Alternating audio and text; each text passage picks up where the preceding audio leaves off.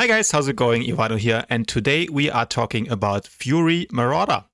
If Rage Juggernaut is the ugly one-armed stepchild that had a rough upbringing in a bad neighborhood, Fury Marauder is the trust fund kid whose only problem it is that they have to choose whether they prefer driving the Ferrari or the Lambo today.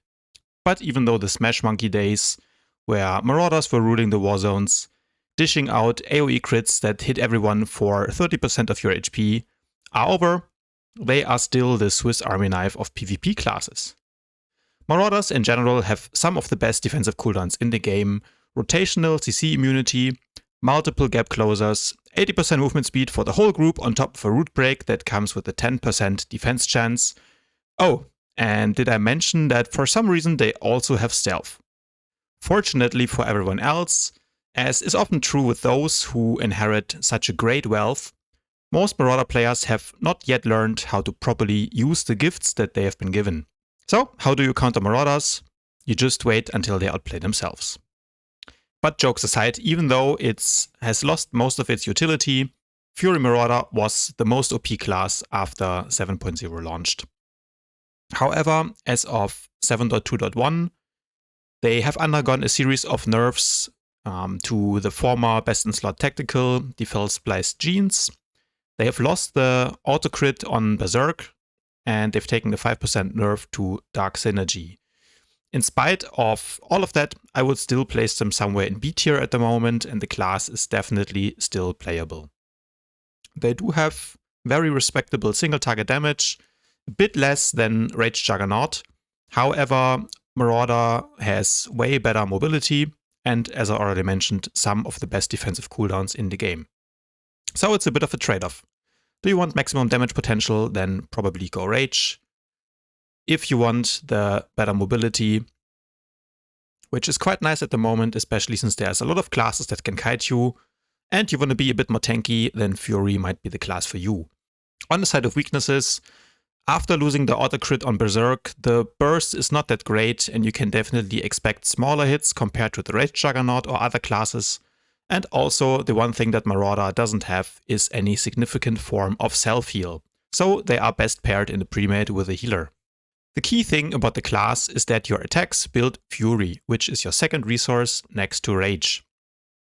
At 30 stacks of Fury, you can activate Berserk, which builds additional Rage, and based on your build gives you a bunch of different buffs that we're going to discuss later. Note that you can also build Fury before or after the fight with Channel Hatred, which is your regeneration ability.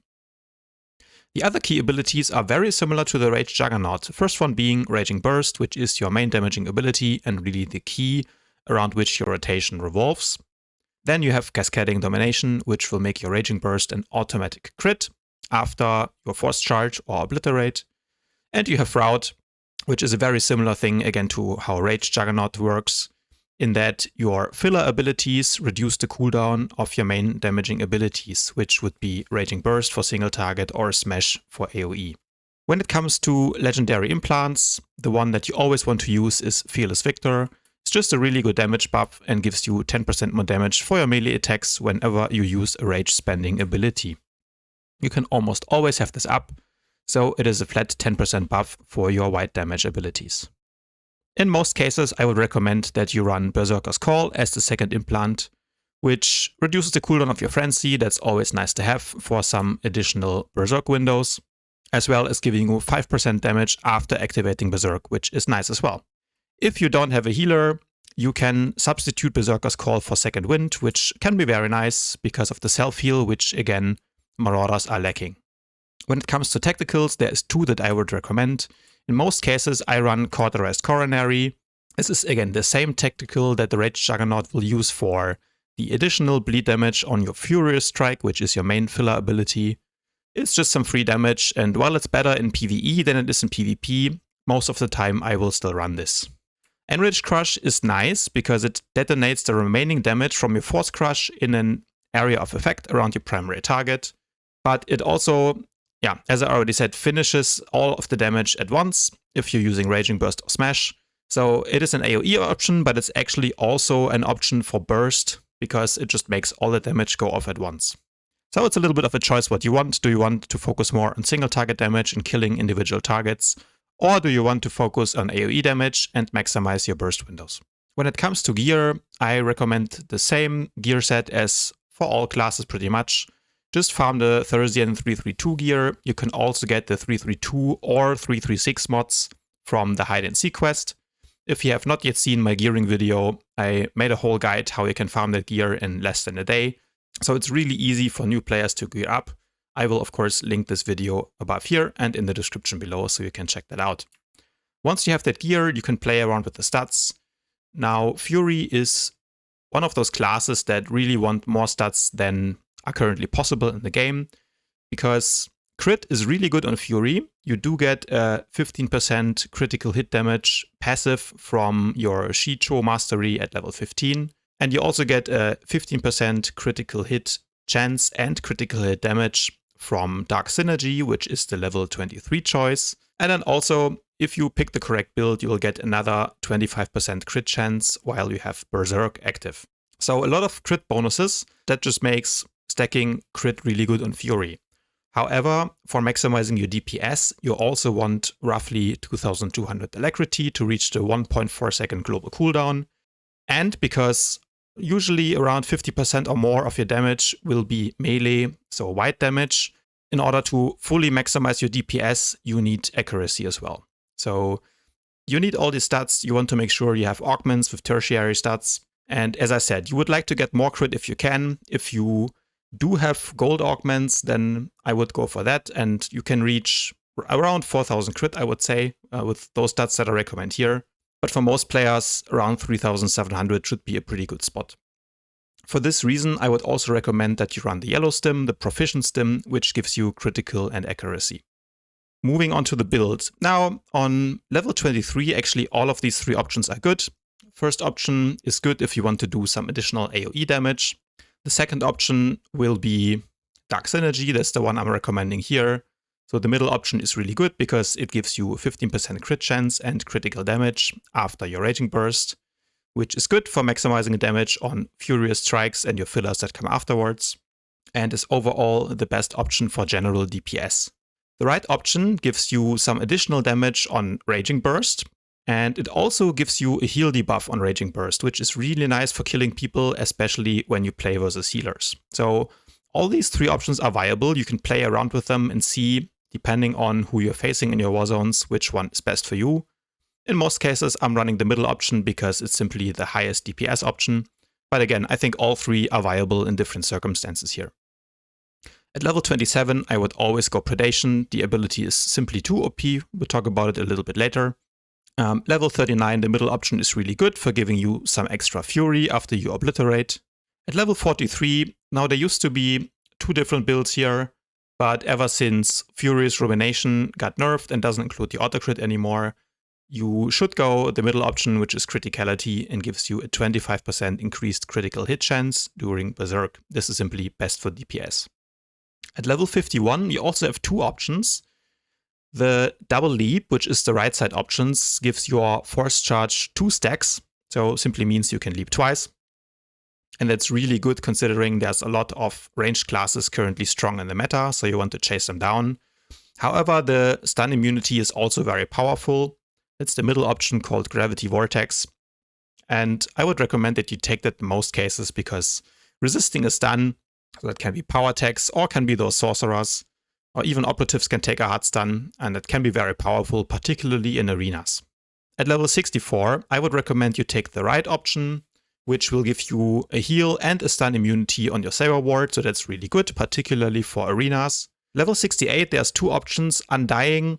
So the right side option is what I pick for arenas, or if I expect heavy focus. That's a 99% damage reduction, so that's really strong.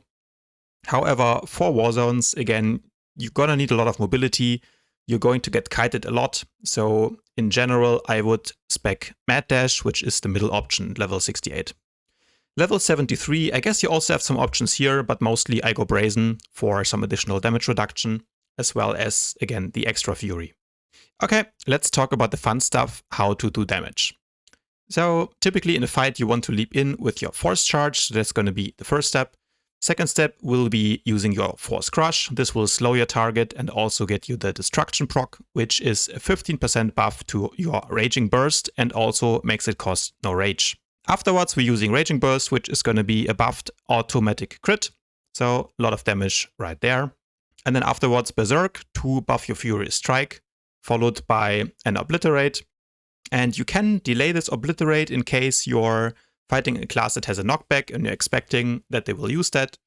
But generally, for maximizing DPS, you want to follow this order, which is Raging Burst, Berserk Furious Strike, and then Obliterate next. Afterwards, you can use Ravage. Ravage will do good damage in Fury spec because of the Bloody Slashes passive, which puts an additional dot on the target. So you can use that. However, here, if you are then maybe about to hit multiple targets, you can also go into the AoE priority. When it comes to doing AoE damage, remember that Marauder has Sweeping Slash as a baseline ability, so you can always use that to fill. You have Dual Saber Throw, which is actually also a slow, and it's one of your few ranged attacks that has 30-meter range, so it's quite useful as well.